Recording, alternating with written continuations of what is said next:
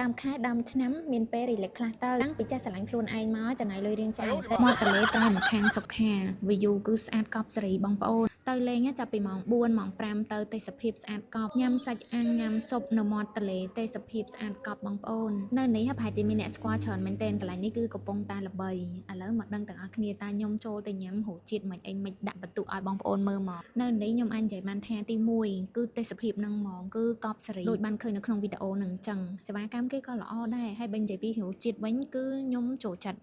គឺ9 លើ 10ហើយបើនិយាយទីធ្លាវិញគឺស្រឡះមុខស្រឡះមាត់ល្អមែនទែនបរិយាកាសគឺល្អហ្មងយើងមកលក្ខណៈជួបជុំគ្រួសារឬក៏មិត្តភ័ក្តិអីគឺកាន់តែល្អ